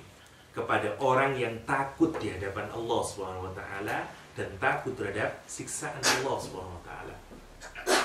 Kalau kita sudah bisa sampai ke posisi yang semacam ini, insya Allah pasti kita akan mendapatkan apa yang dijanjikan oleh Allah SWT. Tapi kalau modelnya masih seperti kita ini, ya masih jauh. Kenapa? Karena kita belum bisa muamalah dengan Allah secara baik. Muamalah sama Allah SWT. Karena itu sadarilah bahwa terkabulnya doa apapun saja bagian dari rahmat Allah SWT. Rahmat Allah SWT. Lebih banyak rahmatnya daripada sebab akibat. Ya, lebih banyak rahmatnya yang diberikan oleh Allah SWT kepada diri kita. Itu kira-kira yang bisa kita ambil hikmah dari hikmah nomor 7 dari Ibnu Athaillah As-Sakandari. Sekali lagi kata Ibnu Athaillah, janganlah meragukan janji Allah SWT kendati belum terlaksana apa yang dijanjikan oleh Allah SWT, meskipun sudah tertentu zamannya, karena itu akan membuat rusaknya basirah kita dan matinya cahaya sir di dalam diri kita, cahaya sir di dalam diri kita. Semoga Allah memberikan ketajaman basirah kita sehingga kita tidak hanya dituntun oleh mata fisik kita, tapi oleh mata ruhani kita, dan kita diberikan keterangan cahaya di dalam diri kita ini, di dalam hati kita makin terang, yang menerangi seluruh raga kita, sehingga nanti berbuah kepada tindakan-tindakan yang baik, amal-amal soleh di hadapan Allah SWT. Baik-baiklah, bagus-baguskanlah bermuamalah dengan Allah SWT, selalu punya husnudzon kepada Allah SWT, karena kita ini ibarat, kalau dalam psikologi itu seperti co-creator of Allah Subhanahu wa taala. Ya, jadi apapun yang kita sangkakan kepada Allah, insya Allah seperti itu cara Allah melayani kita. Sebagaimana di hadis, ana inda dhanni 'abdi bi. Aku itu seperti persangkaan hambaku padaku. Kalau kita menyangka Allah itu tidak mengabulkan doa, ya tidak dikabulkan. Ini sebenarnya persis sama dengan jangankan dengan Allah, dengan diri kita sebenarnya kayak gitu. Kalau kita menyangka diri kita ini bodoh, ya jadi bodoh. Karena itu memompa kita tidak jadi pinter. Ya. Sama, atau keyakinan seorang orang tua kepada anaknya. Kalau orang tua tidak terlalu yakin terhadap anaknya, kamu ini bodoh, ya jadi bodoh beneran anaknya. Kalau kita yakin terhadap anak kita ini bahwa kita pandai, maka itu akan membentuk suasana, motivasi, dan segala macam. Allah, hubungan dengan kita dengan Allah semacam itu. Ya, saya membaca satu buku menarik, ada satu ulama hari ini yang memukau dari Mauritania, ya, atau yang dikenal dengan Biladu Shinqit, ya, Shinqiti, ya, di North Afrika sana. Menarik, namanya Muhammad bin Hasan ibnu Diddu. Muhammad bin Hasan ibnu Diddu. Ini memukau sekali ulama ini. Ini adalah putra dari cucunya Muhammad Salim bin Abdul Wadud, sama orang sana juga. Dia ini punya ibu namanya Maryam. Ibunya ini hafal Qamus Al-Muhit, ya, Qamus bahasa Arab itu Qamus Muhit. Menariknya ceritanya bagaimana dia ini bisa hafal Qamus Muhit. Waktu itu karena daerahnya pedesaan, ya, dan tidak banyak orang punya kitab. Ada satu ulama punya Qamus Al-Muhit. Ayahnya ini seorang ulama, ayahnya si Maryam ini. Cuman karena dia ini kadang tidak tahu artinya ini apa, tidak punya Qamus. Dan ulamanya kikir yang punya Qamus ini, tidak mau dipinjamkan kitabnya. Sehingga dia nyuruh anaknya ini, si Maryam yang perempuan ini, kamu ke sana, ke rumahnya sana, lihat artinya apa itu. Dilihat dan seterusnya, dihafalin. Sampai dihafal Qamus Al-Muhit. Ya, sampai hafal Qamus Al-Muhit. Dan saya menarik sekali Mauritania ini. Katanya, saya ada teman di Saudi yang bercerita, lagi kuliah di Ummul Qura, bercerita bahwa hari ini itu yang paling menakjubkan daerah untuk yang cepat hafalan apapun saja ini, ya, adalah Mauritania. Di sana itu ada satu tribe yang perempuannya sebanyak 300 hafal Muwatta Ibnu Malik. Ya. Jangan Al-Quranul Karim, kalau Al-Quran itu sudah biasa, ya, sudah biasa. Ini hafal Muwatta. Muwatta itu 2 jilid segini tebalnya. Dan itu bukan hanya hadis isinya. Kalau hadis mungkin masih gampang. Isinya tidak hanya hadis, tapi juga pernyataan-pernyataan dari Imam Malik sendiri. Kata-katanya Imam Malik setelah baca hadis, ada konklusinya dan seterusnya. Dan itu ruwet sekali. Kalau mungkin ngafalin hadis, biasa-biasa. Itu perempuannya masih sebanyak 300 hafal Muwatta. Bagaimana laki-lakinya? Kayak tidak dipercaya, tapi benar-benar ada itu. Nah, si Maryam ini, Muhammad bin Salim ini, yang anaknya Maryam ini, punya cucu. Namanya Muhammad bin Hasan ibnu Diddu. Lah, Muhammad bin Hasan ibnu Diddu ini, seorang yang terkenal ini, terutama dalam ilmu hadis, dia hafal Kutubus Sittah. Bukan hanya Al-Quran, dia hafal Sunan Abu Dawud, Sunan Ibnu Majah, Bukhari, Muslim, dan seterusnya itu. Subhanallah, subhanallah. Masih ada orang-orang kayak begini. Masih ada orang-orang kayak begini yang, ya mungkin ini salah satu cara Allah menjaga ilmunya, menjaga ilmu Allah SWT. Ya. Jadi, nggak tahu, hebat sekali untuk di bidang hafalan, Nah, ini baru beberapa, lihat berapa kekuatan yang diberi, baru mana yang dimaksimalkan.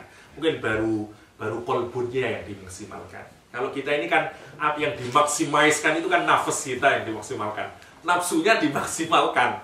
Kalau kebanyakan kita, kolbunnya tidak pernah ditata, ya paling banter di manage saja katanya Hakim, di manajemen saja, tapi belum dimaksimalkan. Kalau dimaksimalkan saja bisa kayak begitu manusia itu. Seperti halnya ulama-ulama ya yang subhanallah, Ibnu Hajar Al-Asqalani, hampir 200-an kitab yang dia tulis, ya. dan seterusnya orang-orang soleh ya. Jadi ini yang apalagi kalau orang bisa benar-benar mengaktifkan ruhnya, khaufinya, akhfanya, wah tambah subhanallah. Ada banyak cara kemudian yang bisa diberikan oleh Allah SWT kepada orang-orang yang sudah mampu memaksimalkan seluruh potensi yang dimilikinya, karena itu sesuai kerjanya. Karena ilmu diberikan oleh Allah SWT itu tergantung dari bagian fakultas mana yang kita maksimalkan. Ya. Kita misalnya para ulama itu kalau kita mau logikakan ada ilmu laduni misalnya, kayaknya kan klenik kalau dulu itu klenik begini nanti sebenarnya enggak, itu sama, tinggal bagian mana dari tubuh kita ini yang mau maksimalkan. Kalau yang dimaksimalkan itu misalnya fisikalnya, ya caranya observasi, eksperimentasi dan seterusnya itu. Tapi kalau tidak hanya akalnya yang digunakan, tapi juga hatinya, ruhnya, wah ini makin mempercepat.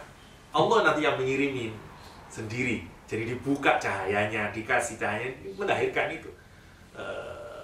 Karena itu misalnya ulama-ulama banyak sekali yang tidak punya gelar apa-apa, tapi bisa alimnya subhanallah, ya, ngajinya dan seterusnya. Karena memang semuanya ini digunakan. Potensi yang ada di dalam dirinya. Kembali lagi ke hikmah nomor 7.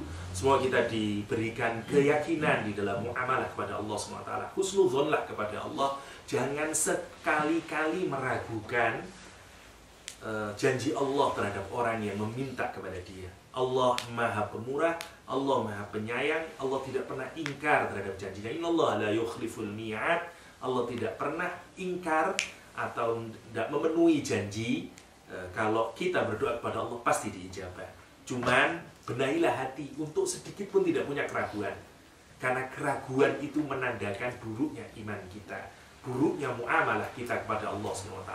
Yakinlah dan pasrahkanlah kepada Allah kapan waktunya, di hari yang mana Allah akan mengabulkan, itu bagian dari rahasia dan keadilan Allah SWT. Semoga ada manfaatnya dan Allah wa iyyakum ajma'in. Assalamualaikum warahmatullahi wabarakatuh. Terima kasih Ustaz atas makalah Ibnu Athaillah. Semoga kita semua bisa mengambil manfaat dari satu hal yang luar biasa gitu. Kita semua kena gitu. Kita semua yang harus, kayaknya ini harus diulang lagi Ustaz, agar kita kita bisa lebih tahu lebih detail tentang pribadi kita masing-masing gitu. Saya kira itu yang mungkin saya mampu, karena saya harus membatasi waktu ini karena kayaknya juga harus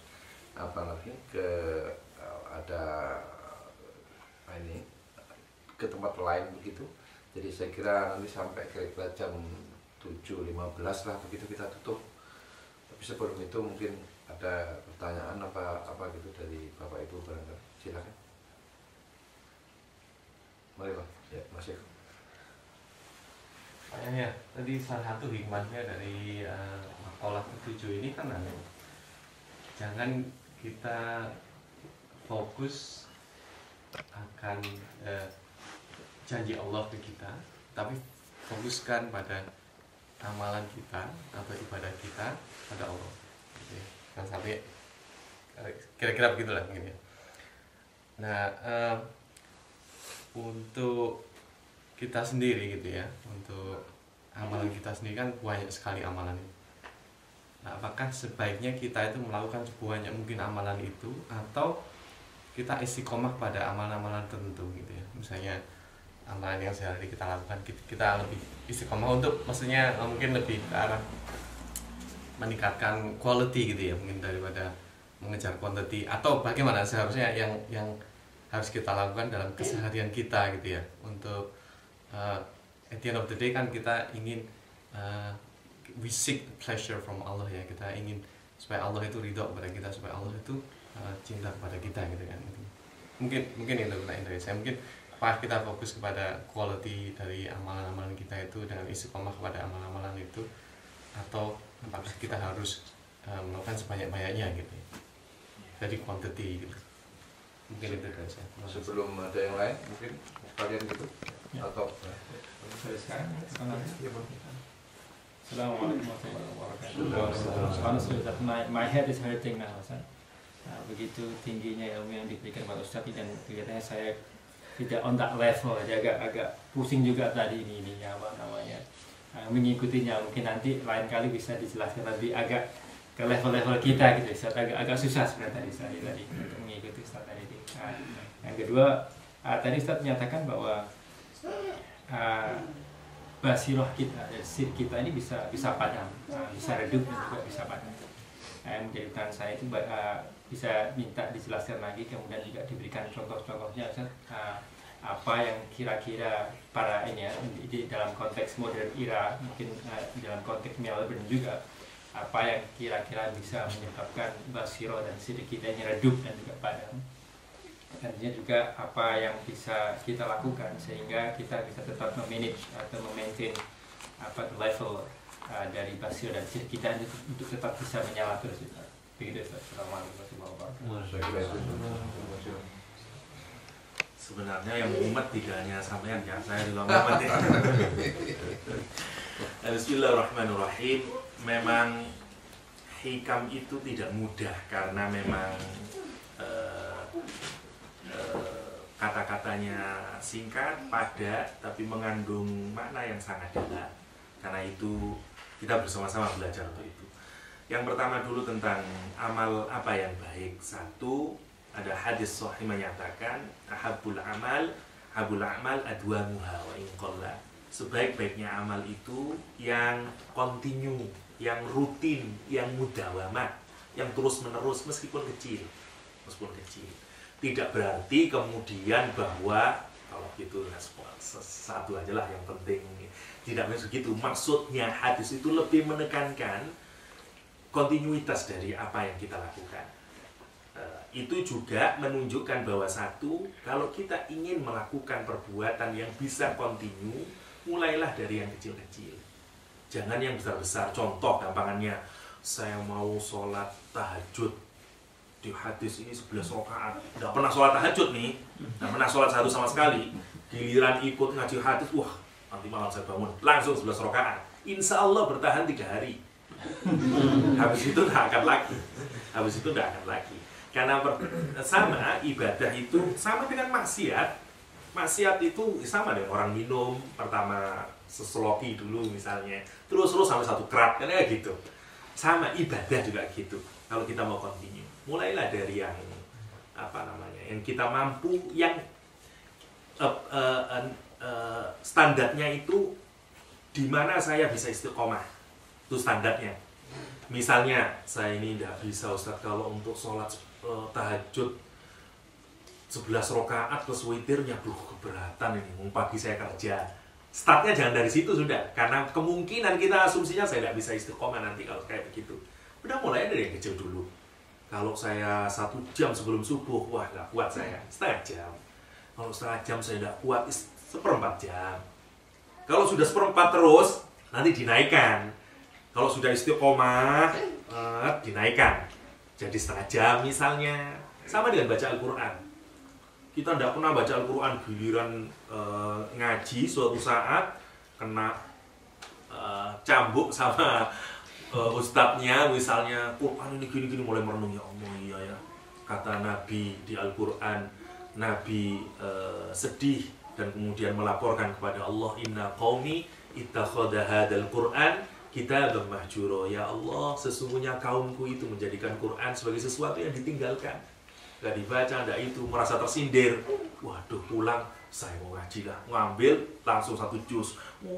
Besok udah gak akan ngaji lagi itu.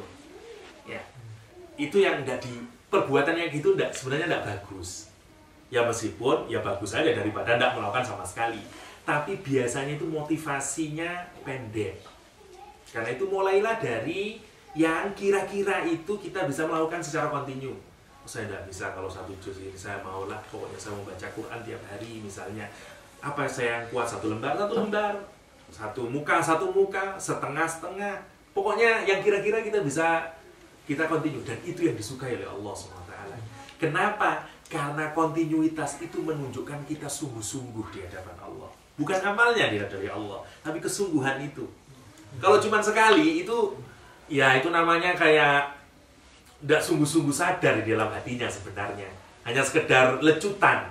Ibarat orang habis dipukul, oke, selesai, habis itu lupa lagi. Kurang disenangi itu. Yang disenangi adalah orang yang punya kesadaran tetap di dalam batinnya. Cirinya apa? Kalau dia beramal, dia kontinu. Itu cirinya orang yang izzahnya kuat, yang himmahnya kuat. Saya kasih contoh. Kalau saya tidak keliru, Khatib Al-Baghdadi.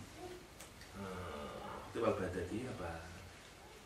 Seorang tabi'in melihat bahwa ada salah seorang sahabiah yang masih hidup, ya, usianya sudah 100 tahun usianya. Ikrimah kalau saya tidak keliru, ya Ikrimah, usianya sudah 100 tahun. Karena mendengar ini ada sahabiah yang masih hidup dan seterusnya, dia datangi untuk belajar, untuk mendapatkan sanad. Dia ngaji kitab Bukhari kepada Ikrimah, ya, ngaji kitab Bukhari. Butuh waktu berapa hari? 3 hari di hataman itu. Jadi, wah, jangankan di hadapan orang, bacalah sendiri baca kitab Bukhari itu yang lengkap ya. Jangan yang hanya hadisnya saja, termasuk dari ini, dari itunya itu lengkap. Baca aja, kalau bisa hatam 3 hari, itu the best sekali, udah hebat sekali itu. Insya Allah berat itu setelah selesai itu. Ini seorang tabi'in ini datang, dan dia karena kepingin mendapatkan sanadnya itu dibaca. Jadi karena dulu kalau orang belajar hadis itu dulu ketemu gurunya, either didengarkan atau membaca kitab agar untuk mendapatkan sanadnya. Nah, jadi dia bacain ini, didengarin dan seterusnya itu. Itu butuh 3 hari. Hari ketiga dia melakukan itu 24 jam dari fajar ke fajar lagi. Yang hebat itu bukan tabi'innya, tapi Ikrimahnya, bayangin itu. Kalau kita cuma baca kan enak itu, karena kita yang butuh. Gurunya ini kan gurunya cuma dengerin, usia sudah 100 tahun. Bayangkan itu, kalau tidak punya himmah yang sangat tinggi, cintanya terhadap ilmu, Allah SWT tidak mungkin ya begitu. Tidak mungkin gitu. Itu orang yang sudah benar-benar istiqomah di usia yang sudah sangat tua renta, ya. Dan Allah mencintai orang yang bisa mudawamah di dalam perbuatannya itu. Dalam perbuatannya. Jangan terlalu memaksa diri, karena biasanya itu tanda sesaat. Itu tanda sesaat. Tanda sesaat saja.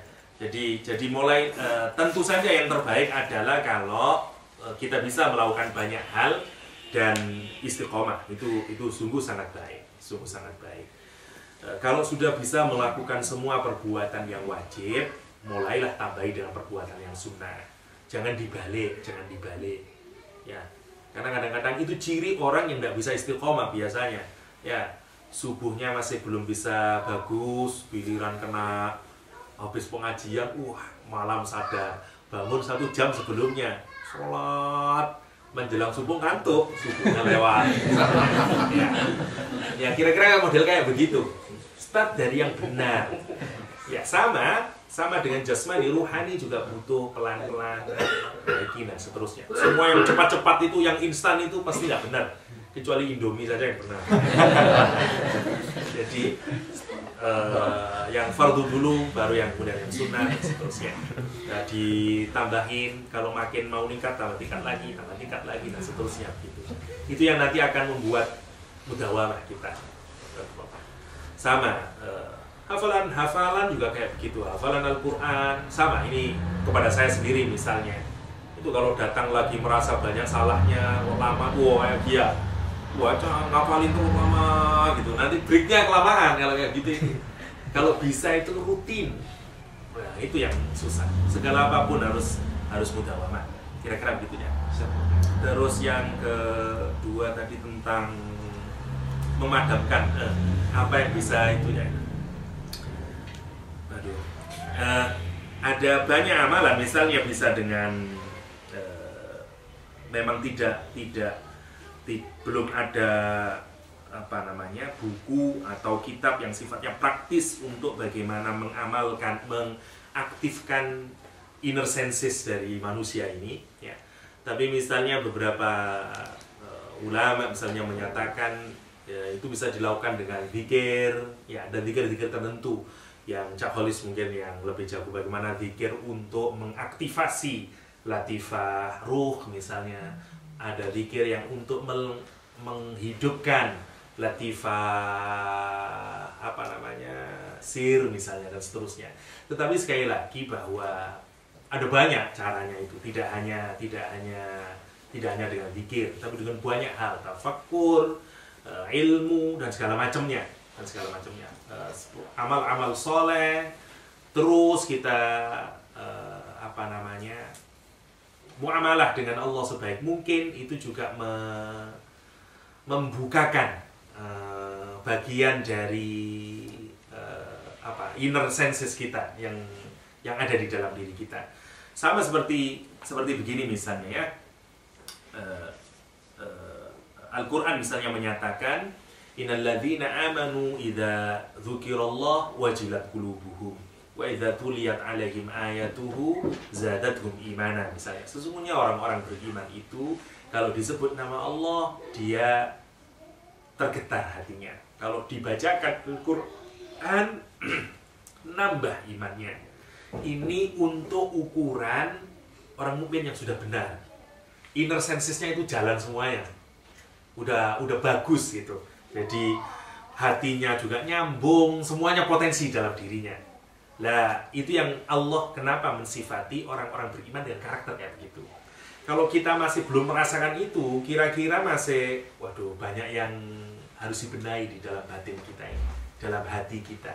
Dengan cara apa? Dengan terus melakukan amal soleh, menyadari jeleknya diri kita, memperbanyak zikir juga. Dan yang menarik misalnya ya, ini saya coba secara logika saja. Zikir mengapa menghasilkan ketentraman? Contohnya, selain nanti akan membuka hati.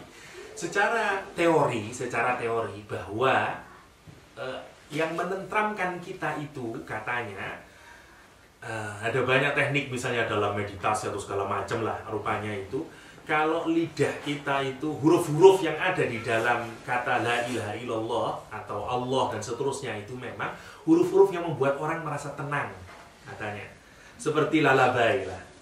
Misalnya kan hampir sama itu di semua kebudayaan. Kalau kita menggudang bayi agar tidur, orang yang bilang la la la la la la, semuanya le le le, semuanya. Kalau orang Arab ya le, misalnya orang Arab, orang kita la la la atau lu lu. Memang katanya, dan menarik, huruf la ilaha illallah itu hanya terambil dari huruf di tenggorokan, mulai dari aqsal khalq yaitu hamzah ya, a itu letaknya di sini di paling ujung, Allah itu ke lam paling puncak sana sehingga lidah kita ke atas, dan ha kembali lagi ke aqsal lagi. Jadi kayak, dan itu kalau dirutinkan katanya orang melakukan tindakan kayak begitu itu akan membawa dampak ketenangan. Ini saya tidak bicara religius. Ini katanya secara ilmiah begitu. Dan subhanallahnya, la ilaha illallah itu terdiri dari itu saja. Semua kata la ilaha illallah itu terdiri dari 3 kata itu, 3 huruf itu saja. Alif, lam, sama ha. Diputar-putar. La itu lam sama alif. Ilaha, alif, lam, ha. Illallah, illa, alif, lam, alif lagi. Allah juga itu aja terus. Diputar-putar di sini itu. Dan itu akan membawa dampak itu. Itu satu dampaknya. Apalagi kalau itu terus kita maknai, kita negasikan semua yang bukan Allah, dan kita benar-benar masukkan di dalam hati itu hanya Allah terus dan seterusnya, pasti membawa dampak penyingkapan itu. Dan tentu yang paling gampangnya adalah setiap kita berbuat maksiat membuat tertutup itu. Intinya itu aja ya. Jadi sepanjang kita terus memperbaiki diri kita dengan amal-amal soleh, taubat kepada Allah, zikir dan seterusnya, membuat inner senses kita itu terbuka. Memang semuanya nanti bisa melihat kalau sudah mati ya. Kalau sudah mati, semua inner senses itu kebuka. Makanya sebagian ulama menyatakan ketutupnya inner senses itu satu, selain karena dosa, juga karena tubuh kita. Tubuh kita ini menghalangi. menghalangi.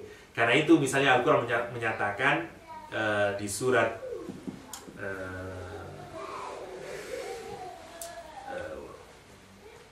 wajah syahidu apa itu yang ghita'aka fa basarukal yawma hadid. Saya kok lupa ya.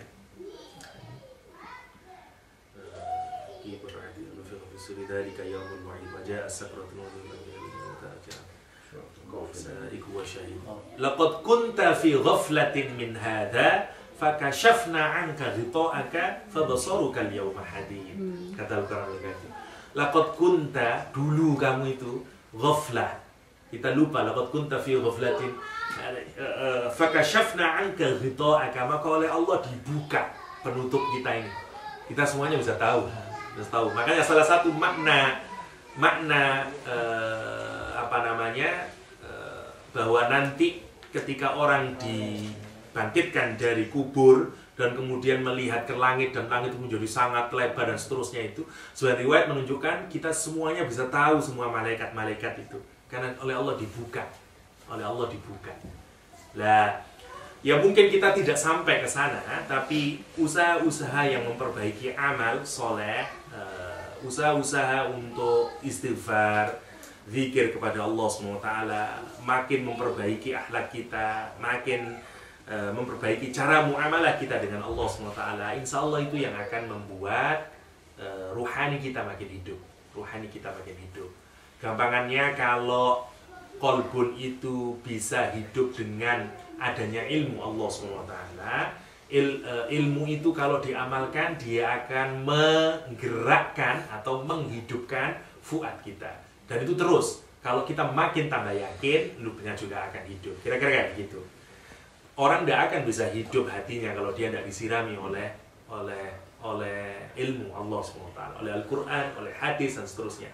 Susah itu, meskipun ilmu Allah, cahaya Allah itu kan sebenarnya ada di dalam Al-Quran, ada di hadis, ada di alam semesta ini semuanya. Tinggal kita mau memanfaatkan atau enggak. Ya.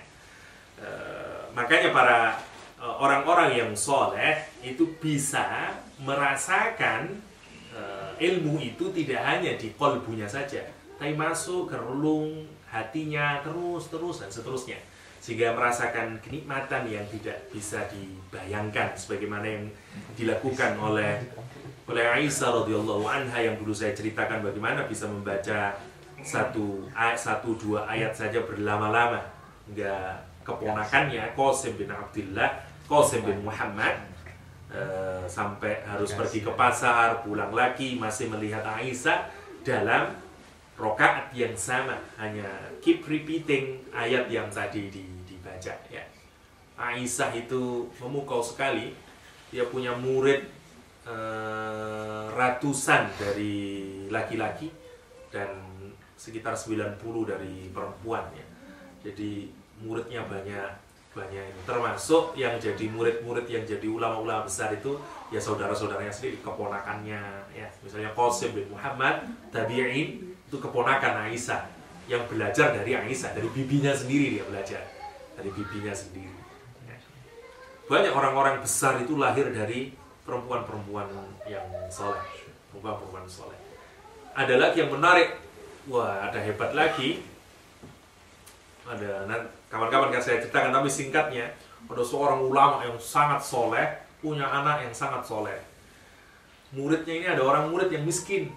Lah kemudian dia tidak kelihatan ngaji 2-3 hari, kemudian muncul lagi, ditanyain sama si ulama ini ulama hadis yang sangat terkenal. Kemudian ditanyain, kalau saya tidak salah Al-Mizzi, ditanyain, kamu kemana saja? Saya maaf ya Syekh, karena istri saya meninggal yang gini-gini, jadi saya tidak hadir gini. Sudah kawin lagi? Belum.